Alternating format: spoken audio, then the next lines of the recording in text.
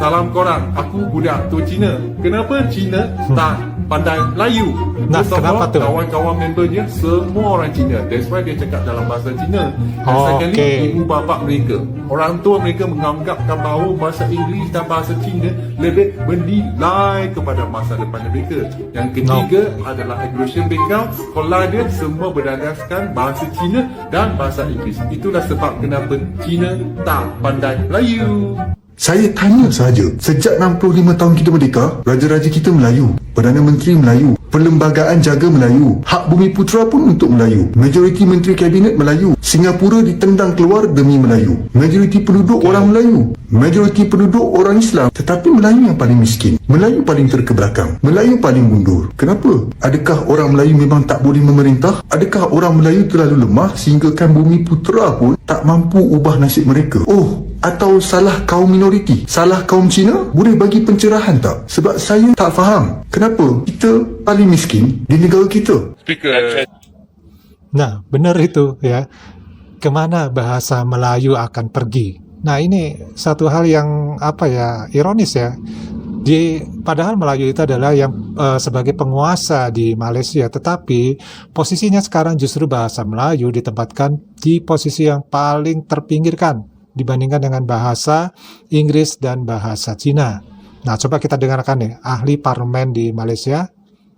Macam mana tidak faham bahasa Melayu pun teruk. Batang Kuala Sila Bahasa dulu Melayu pun Terengganu. teruk. dan penerbangan Siwahan Yang lain jawab seperti Yang berhormat Hulu Terengganu. Nanjing, Tawau, Chengdu ke Langkawi, Chengdu ke Kota Kinabalu dan Chongqing ke Langkawi. Manakala Sichuan Airline akan Dia cakap pun tak faham memerlukan betul. penerbangan harian Teman lah. dari Chengdu, Dia cakap berdiri pun tak Kuala faham. Lumpur Yang dan berhormat Hulu Terengganu, kalau berdiri tanpa China, kebenaran Eastern lagi, Airlines saya dan- akan silakan keluar. Bahasa Melayu ni adalah bahasa yang paling tough. Bentar. Di sini Menteri Pelancongannya kalau tidak salah itu tadi ya, itu saja menggunakan campuran antara bahasa Melayu dan bahasa Cina. Jadi seorang menteri itu pun ya bahasa Melayunya tidak lancar. Nah, ini bagaimana ini ya? Membingungkan juga kalau seperti ini. Padahal ini adalah situasi di parlemen. Di parlemen itu seharusnya menggunakan bahasa yang memang adalah bahasa negara. Itu pendapat Pak D ya. Nggak tahu kalau pendapat dari orang Malaysia apakah boleh di dalam parlemen menggunakan bahasa selain bahasa Melayu. Berguna sekali. Itu sebab banyak orang Cina ni mereka tak pandai cakap bahasa Melayu. Ini adalah satu kenyataan getah. Tak tahu untuk ini sama penduduk. Dalam masyarakat ini, kebanyakan ibu bapa hanya ataupun nak anak mereka jadikan anak yang mereka suka sahaja. Apakah maksud ayat ni? Okey, contoh, sekarang ni ibu bapa tu minat matematik dan ibu bapa tu rasa matematik tu penting sangat. Itu sebab ibu bapa tu akan fokus anak mereka kepada matematik subjek. Manakala kalau katakan ibu bapa tu rasa bahasa Inggeris tu sangat penting, suatu hari nak hantar anak mereka pergi study dekat UK, itu sebab ibu bapa tu akan fokus anak mereka kepada subjek bahasa Inggeris saja, tapi bukan bahasa Chinese dengan bahasa Melayu. Okey, so inilah satu realiti dan kenyataan yang tengah berlaku dalam masyarakat Chinese ni. Itu sebab banyak orang Cina ni mereka tak pandai cakap bahasa Melayu. Bukan salah mereka, kebanyakan masa adalah salah daripada ibu bapa mereka sendiri. Dan yang ni kan pasal orang bahasa Melayu ni, kenapa banyak orang Cina ni tak pandai juga nak cakap, sebenarnya ada satu lagi sebab, iaitu environment. Okey, sebab bukan semua orang Cina ni ada chances untuk bergaul dengan orang agama lain. Contohnya orang India, orang Melayu. Okey, kalau kita nak belajar bahasa daripada bangsa lain, the best method, cara yang paling baik sekali adalah kita kena banyak bergaul, kena banyak bercakap dengan bangsa lain. Setuju. Sebab ini adalah salah satu saluran untuk kita belajar bahasa dan kita boleh latih kita punya cara pertuturan dalam bahasa lain. Apa punya ceroy lah Menteri Pelancongan yang ada lah ni. Sikit punya isu lah. Pelancong Cina komplain. Papan tanda tulisan Cina kurang dipaparkan di negara kita ni. Dia susah nak pergi melancong. Lepas tu main Menteri Bengong ni, Menteri Pelancongan hak bangang ni, pergi mohon maaf. Kira nak bawa suara rakyat Malaysia mohon maaf pada pelancong-pelancong Cina lah. Weh, kami tak heran lah Pelancong Cina tu nak marah ke, nak apa ke, tak mau masuk Malaysia, dia punya pasal. Malaysia terima berbagai-bagai pelancong daripada berbagai negara. Hang mailah pada Jerman ke.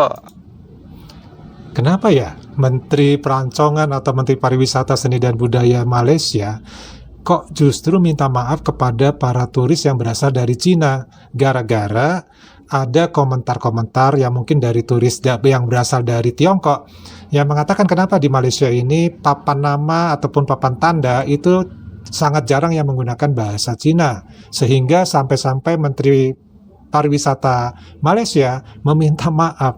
Ini kan lucu ya, dagelan. Arab Saudi, Mexico, Amerika, England, India, Bosnia lah apalah, Gohit Gostan ke, sila main Malaysia. Mereka tak pernah komplain apa pun. Mereka tak pernah komplain papan tanda tulisan Perancis tak ada. Mereka tak pernah komplain pun tulisan papan tanda daripada bahasa Arab tak ada. Main pelancong Cina ni macam-macam. Papan tanda tulisan bahasa Cina tak ada lah. Meti darah tak sedap lah. Hang rasa tak mau main, hang tak suruh main dah. Hampir merambui balik. Ni negara Malaysia, nama pun Malaysia. Mestilah kami utamakan bahasa Melayu, bahasa Malaysia. Setiap papan tanda, takkan nak setiap papan tanda nak tulis bahasa Cina. Mau masuk Malaysia, dia punya pasal. Berapa banyak pelancong Cina main Malaysia ni seronok tak mau keluar, nak jadi warga negara ni. Tiba-tiba hang mangkuk kayu, hang pergi buat andaian, pelancong Cina marah tak mau masuk Malaysia. Bagus ya. Biar pergi depa. Pelancong negara lain berlambak lagi nak masuk Malaysia. Ingat kami rakyat Malaysia ni bengap sangat ke? Ha? Harap Perdana Menteri tukarlah Menteri Pelancongan Madani yang bengap ni. Yang tu saja. Assalamualaikum warahmatullahi wabarakatuh. Ya, akan kemanakah perginya bahasa Melayu ketika bahasa Inggris dan bahasa Mandarin ini mendominasi di Malaysia? Nah, teman-teman, bahasa Melayu itu sebagai bahasa kebangsaan dan resmi Malaysia, dan itu kita tahu semua ya, memainkan peranan penting dalam menyatukan masyarakat multietnis di negara tersebut. Namun, dalam beberapa dekade terakhir, dominasi ini dari bahasa Inggris dan juga bahasa Mandarin itu semakin meningkat ya, mempengaruhi berbagai sektor termasuk pemerintahan dan parlemen. Nah, pada tahun 2023, bukan tahun 2023, tapi pada tahun 2003, pemerintah Malaysia memperkenalkan kebijakan pengajaran dan pembelajaran sains dan matematika dalam bahasa Inggris, atau disingkatnya PPSMI, dengan tujuan untuk meningkatkan penguasaan bahasa Inggris di kalangan siswa. Nah, kebijakan ini menimbulkan protes dan akhirnya dibatalkan pada tahun 2012. Namun pada tahun 2016, Kementerian Pendidikan memperkenalkan kembali program serupa, yaitu Dual Language Program atau DLP, yang memberikan pilihan kepada sekolah untuk mengajarkan sains dan matematika dalam bahasa Inggris. Nah, selain itu, penggunaan bahasa Inggris tetap dominan dalam komunikasi resmi dan dokumentasi di beberapa sektor pemerintahan, terutama yang berhubungan dengan urusan internasional dan perdagangan. Hal ini ya menyebabkan kekhawatiran akan penurunan penggunaan bahasa Melayu dalam ranah resmi. Nah, sekolah-sekolah yang vernakular ya, Tiongkok di Malaysia menggunakan Mandarin sebagai bahasa pengantar.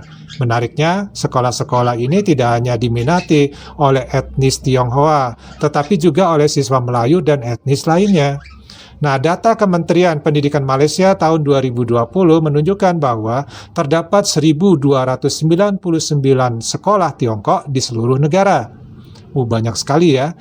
Di sektor ekonomi, komunitas Tionghoa yang dominan dalam bisnis cenderung menggunakan bahasa Mandarin dalam komunikasi sehari-hari.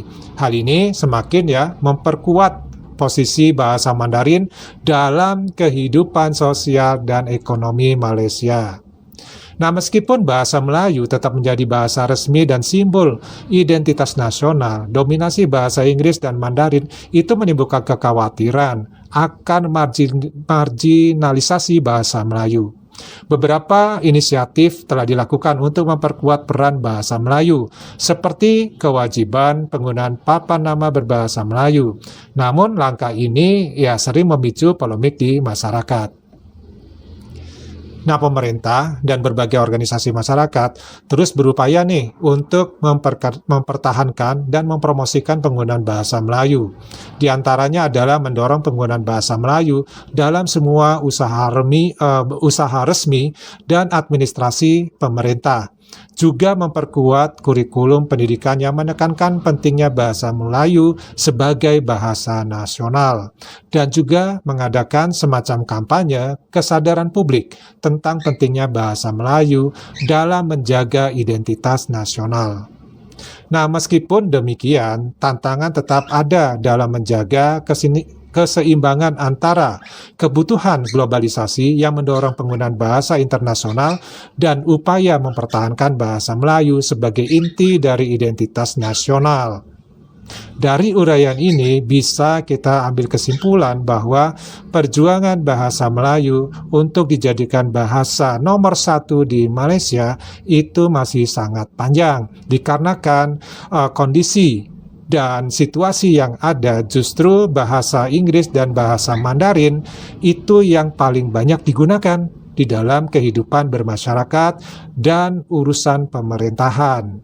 Nah, hal-hal seperti inilah yang menyebabkan kita tidak bisa lagi mengetahui kira-kira kemana perginya bahasa Melayu di tahun-tahun mendatang. Menurut teman-teman, kemana kira-kira perginya? Oke, dari Pade cukup dulu. Kita ketemu di video yang lainnya. Wassalamualaikum warahmatullahi wabarakatuh. Salam.